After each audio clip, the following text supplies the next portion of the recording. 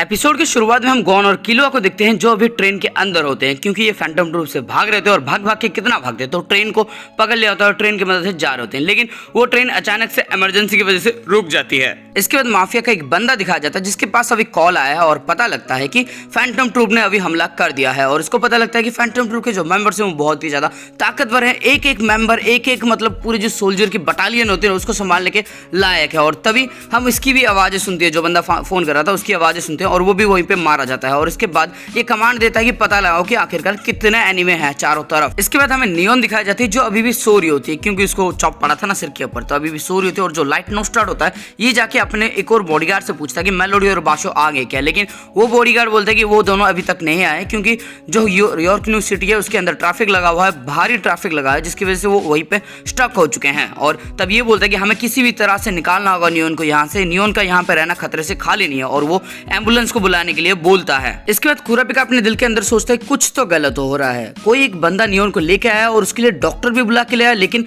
वो नहीं दिख रहा। लेकिन तभी लाइट नोस्टार्ट कुरापिका से बोलता है कि यहाँ पे रहने के लिए और यहाँ पे रह के जो नियोन है उसकी देखभाल करने के लिए, लेकिन ये बोलता है कि मैं समझ गया सर, लेकिन मेरा जो असाइनमेंट था फैंटम ट्रूप के मेंबर्स को मारने का उसका क्या। तब लाइट नोस्टार्ट बोलता है कि तुम्हें उसकी परवाह करने की जरूरत है नहीं, तुम अभी बस नियोन के साथ रहो, नियोन अभी खतरे में है, जब तक ये खतरे से खाली नहीं हो जाती तब तक तुम कहीं नहीं जा सकते। और कुरापिका को ना चाहते हुए यहाँ पे रहना पड़ता है। और उसके बाद हम देखते हैं वो जो बंदा होता है ना, जो क्राटोस जैसा दिख रहा होता है, चोटी रखी होती है, वो मतलब कुछ ज्यादा ही ओवर स्मार्ट बन रहा होता है क्लोरो के सामने, और क्लोरो के सामने मतलब उसको पास करने के बाद ये चपर चपर कर रहा होता है, लेकिन क्लोरो ने पहले ही इसके सर के अंदर पेन दे मारा होता है। और मुझे ये पूछना है कि भाई साहब जॉन विक की कितनी कॉपी करोगे, बस करो भाई। वैसे जॉन विक से पहले ये आया था, तो मतलब जॉन विक ने कॉपी किया इसको। उसके बाद हम देखते हैं कि एम्बुलेंस जो होता है ना, उस एम्बुलेंस के साथ कुछ डॉक्टर्स भी आए होते हैं जो अंदर जाने की कोशिश करते हैं, लेकिन जो सिक्योरिटी गार्ड्स होते हैं उनको नहीं बोलते, उनको बोलते हैं कि हम तुम्हें जान नहीं दे सकते, क्या पता तुम ही फैंटम ट्रूप के मेंबर्स हो। और उसके बाद कुरापिका आता है और बोलता है कि मुझे इन्हें चेक करने दो, और चेक करने के बाद वो इन सबको शायद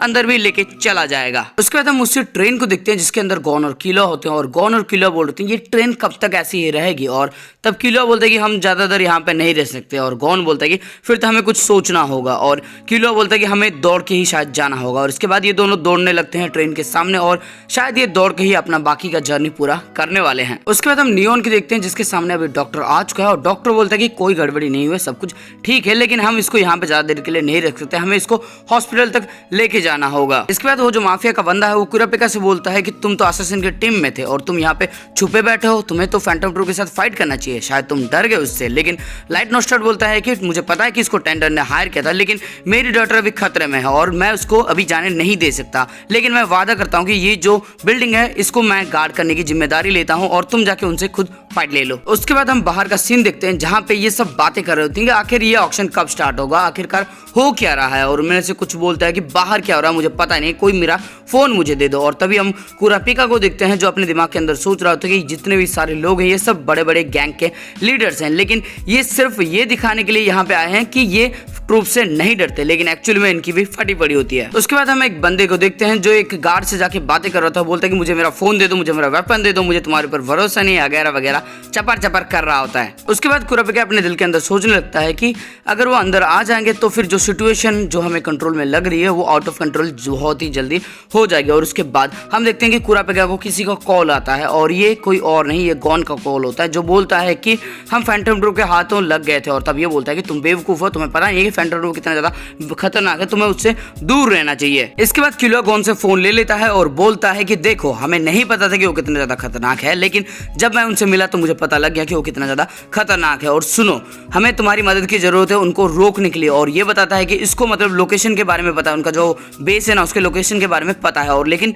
कुरापिका जो होता है वो बोलता है कि मुझे नहीं जानना कि उनका बेस कहाँ पे है, क्योंकि मैं खुद ढूंढ लूंगा, और तुम्हें मैं कहता हूँ कि तुम यहाँ से दूर ही रहो, फैंटम ट्रूप से जितना हो सके उतना दूर रहो, तुम्हारे लिए अच्छा है। उसके बाद किलोआ बोलता है कि मुझे पता है कि तुम ही वो चेन यूजर है जिसने फैंटम ट्रूप के एक बंदे को मार दिया, और अगर तुम हमें अपना दोस्त समझते हो तो हमें मदद करने दो। और इतना बोलने के बाद वो फोन सीधा गॉन को दे देता है। उसके बाद गॉन फोन लेता है और कुरापिका से बोलता है कि फैंटम ट्रूप का एक मेंबर इनके सामने रोने लगा क्योंकि तुमने किसी एक मेंबर को मार दिया था, और उसने बोला कि वो तुम्हें बिल्कुल भी नहीं छोड़ने वाला, हम बस तुम्हारी मदद करना चाहते हैं, हम बस ट्रूप को रोकना चाहते हैं। लेकिन कुरापिका बोलता है कि मैं तुमसे बाद में बात करता हूँ, और इसके बाद वो फोन को कट कर देता है। उसके बाद कुरापिका को याद होता है कि किलुआ ने क्या बोला था कि अगर दोस्त मानते हो तो मदद करने दो, और गॉन ने बोला था कि वो उनको रोकना चाहता है। लेकिन तभी हम देखते हैं बाहर की तरफ से एक बंदा आता है जो मतलब प्रोबेबली शलनार के कंट्रोल में ही होगा, और वो बोलता है कि तुम्हें नहीं पता है कि तुम किससे फाइट ले रहे हो, तुम कितनी भी कोशिश कर लो लेकिन तुम उसे हरा नहीं पाओगे, वो बहुत ज्यादा खतरनाक है। और वो बोलता है कि तुम्हें पता है वो कितना ज्यादा खतरनाक है, और वो गोलियां चलने लगता है और बोलता है कि इतना ज्यादा, और उस गोलियों से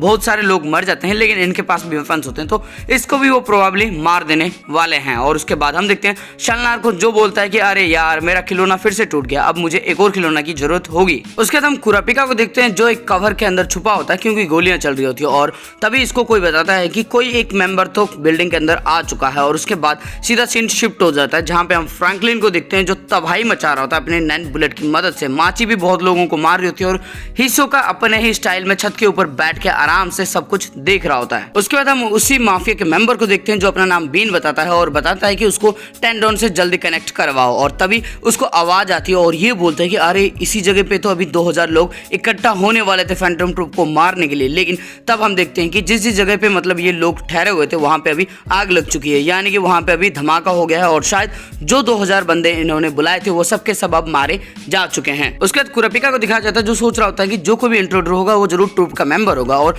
जो बाकी के मर्चेंडाइज है वो उसको चुराने के लिए आया होगा। और तभी उसको गॉन की याद आती है जो बताता है कि इसके पीछे कुछ लोग पड़े हैं, और ये बोलता है कि ठीक है उनको आने दो। उसके बाद हम ऑक्शन हॉल को देखते हैं जहां पे सारे के सारे लोग चिल्ला रहे होते हैं, चीख रहते हैं और अफरा तफरी मची हुई होती है। बहुत सारे लोग बोलते हैं हमें अपना वेपन दे दो, फोन दे दो, ये दे दो, वो दे दो, सब भीख मांग रहे होते हैं यहाँ पे क्योंकि इन सबको डर लग रहा होता है। और उसके बाद हम देखते हैं सिल्वा एक जोरदार घूसा दीवार पे मारता है जिसकी वजह से बहुत तेज आवाज आती है, और उस आवाज को सुनने के बाद सारे लोग सिल्वा को देखने लगते हैं। और तब जेनो बताता है कि मेरा नाम है जेनो जोल्डिक, और जैसे ही ये लोग जोल्डिक का नाम सुनते हैं तो इन्हें पता चल जाता है कि ये तो वो असैसिन्स की फैमिली से आते हैं। और कुछ लोग बोलते हैं कि सच में टेंडोन्स ने मॉन्स्टर्स को ही बुलाया है। उसके बाद जेनो बताता है कि फैंटम ट्रूप का एक मेंबर अभी बिल्डिंग के अंदर आ चुका है, उसने बहुत सारे असैसिन्स को मार भी दिया है, और तुम मतलब हाथ से पैर या फिर जितने गोला बारूद गन जो लेना है ले लो, लेकिन उसके बावजूद तुम्हें मारने के लिए मुझे सिर्फ 7 सेकंड की जरूरत होगी। तो फिर अगर तुम्हें मेरी बात समझ में आ रही है तो जरा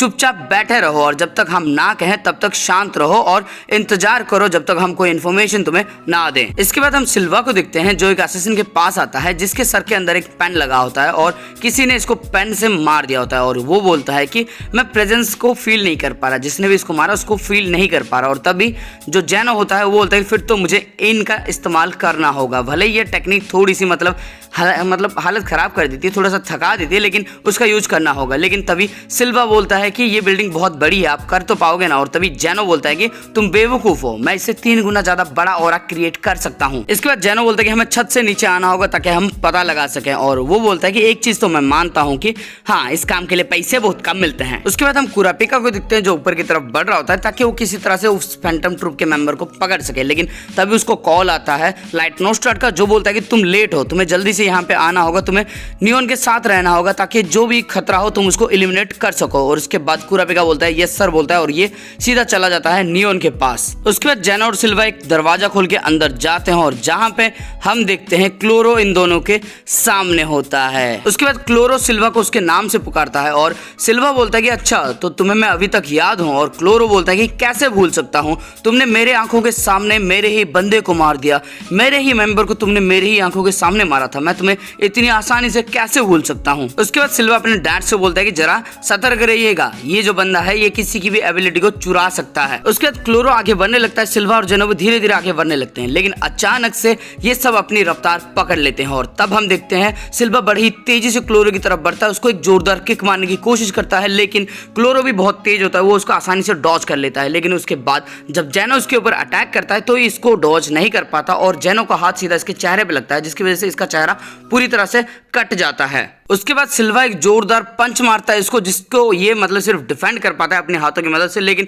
चोट तो बहुत ज्यादा लगी होती है। और उसके बाद जेनो जो होता है ना वो अपना जो क्या बोलते हैं इसको रेन का यूज करता है, जिसकी वजह से इसके कपड़े तक फट जाते हैं, मतलब इतना खतरनाक ऑरा ये इसके ऊपर यूज कर देता है। उसके बाद क्लोरो अपने आप को संभालने की कोशिश करता है, लेकिन तभी सिल्वा भी इसके ऊपर अटैक कर देता है और ये एक चाकू निकालता है उसके ऊपर वार करता है, लेकिन सिल्वा किसी तरह से इसको डॉज कर लेता है। लेकिन उसके बावजूद सिल्वा के हाथ के ऊपर एक कट आ जाता है और सिल्वा रुक जाता है है और बोलता है कि ये तो एक बेंस नाइफ है और इसमें जरूर पॉइजन लगा होगा। और उसके बाद वो अपना एक बाल निकालता है और अपने शोल्डर को बांध देता है, यानी कि सिल्वा का बाल भी इतना स्ट्रॉन्ग है कि उसके हाथ को वो बांध सकता है। इसके बाद सिल्वा बोलता है कि अगर मेरी स्किन को ये पेनिट्रेट कर सकता है तो ये चाकू बहुत ही अच्छी क्वालिटी का होगा। इसके बाद क्लोरो बोलता है कि 1 mg का मतलब 10 हिस्से में से एक हिस्सा भी एक पूरा व्हेल को मारने के लिए काफी है, लेकिन सिल्वा को कुछ भी नहीं होता और होगा भी कैसे। इसका बेटा जो है किलुआ वो लेक्सा व्हाइट को सरवाइव कर गया था और ये तो उसका बाप है, ये तो किसी को भी सरवाइव कर जाएगा। उसके बाद जेनो बोलता है कि अगर तुम किसी की एबिलिटी चुरा सकते हो तो तुम जरूर स्पेशलिस्ट होगे और साथ में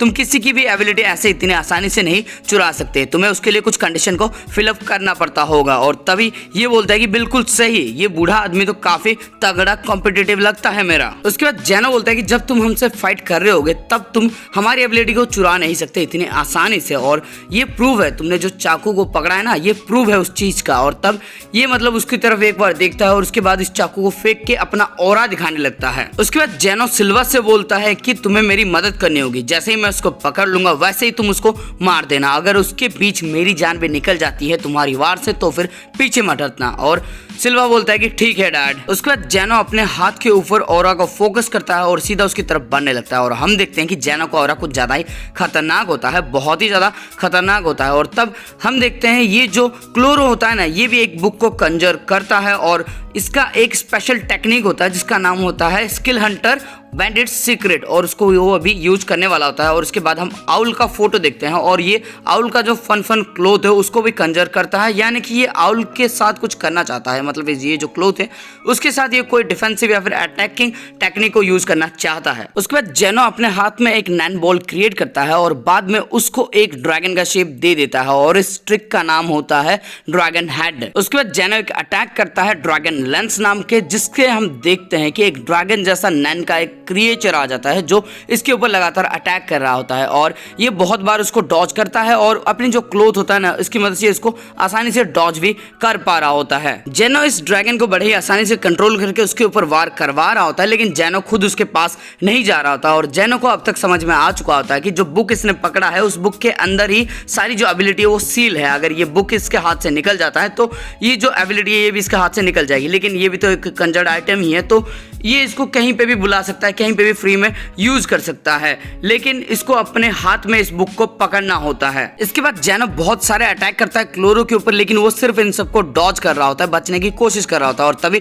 जेनो बोलता है कि ये जो स्कार्फ है यानी कि जो कपड़ा है ना ये भी एक तरह का कंजर्ड आइटम ही है, लेकिन वो इसके जरिए कोई अटैक नहीं कर रहा और वो हमसे दूरी भी बना के रखा हुआ है, जिसका मतलब ये है कि शायद वो इसको अटैक के जरिए यूज नहीं कर पाएगा। इसका मतलब ये है कि मैं इसके क्लोज जाके इससे फाइट ले सकता हूँ। और हम देखते हैं कि जेनो अब थोड़ा थोड़ा करके इसके साथ क्लोज जाने की कोशिश कर रहा होता है। उसके बाद हम क्लोरो को देखते हैं जो मुश्किल में होता है क्योंकि बार बार डॉज करना इतना आसान नहीं होता, और उसके बाद वो अपना बुक बंद कर देता है और जैसे ही वो अपना बुक बंद करता है वैसे ही वो जो आइटम था ना वो गायब हो जाता है और इस चीज को सिल्वा आसानी से देख लेता है और बोलता है कि अगर इसको यूज करना है तो इसको बुक को खोलना पड़ेगा, लेकिन वो बिना बुक खोले ही मतलब सब कुछ डॉज करने की कोशिश कर रहा होता है जेनो के सारे अटैक को, और साथ में ये सिल्वा के ऊपर भी नजर रखा होता है और बहुत ही लास्ट मोमेंट पे जाके ये अपने को डॉज करता है, जिसकी वजह से सिल्वा इसके ऊपर अटैक नहीं कर पाता, क्योंकि अगर सिल्वा बीच में इसके ऊपर अटैक करेगा तो जेनो का अटैक आके सिल्वा को लग सकता है। इसके बाद सिल्वा बोलता है कि ये पहले से ज्यादा ताकतवर हो गया है और उसके बाद हम देखते हैं कि जेनो का जो मॉन्स्टर होता है यानी कि जो ड्रैगन होता है वो इसको जकड़ लेता है और उसके बाद जेनो इसको लगातार पंचेस पे पंचेस इतनी तेजी से मारता है कि क्या बताऊं। और उसके बाद ये सिल्वा को बोलता है कि अपना मूव चलो, और सिल्वा भी 2 बड़े बड़े नैन का बॉल यूज करके इसके ऊपर दे मारता है। और उसके बाद हम सीधा देखते हैं बाहर की तरफ जहां पे एक बहुत बड़ा आवाज आ रहा होता है और सबको पता लग जाता है कि कहीं पे कुछ तो गड़बड़ हुआ है। तो दोस्तों आपको इस वीडियो के अंदर कुछ भी अच्छा लगा फिर मजा आया ना तो इस वीडियो को लाइक कर देना, कमेंट करके अपना फेवरेट पार्ट बता देना और साथ में इस वीडियो को अपने दोस्तों के साथ शेयर कर देना और साथ में जो बेल का आइकन है यानी पहले सब्सक्राइब कर देना अगर नहीं किया है तो, और साथ में जो बेल का आइकन है उसको भी ऑल पे सेट कर देना क्योंकि सबकी घंटी बज रही है अपनी भी बज जानी चाहिए, तो एकदम जोरों से टन करके आवाज आ जानी चाहिए, वैसी घंटी बजा दो।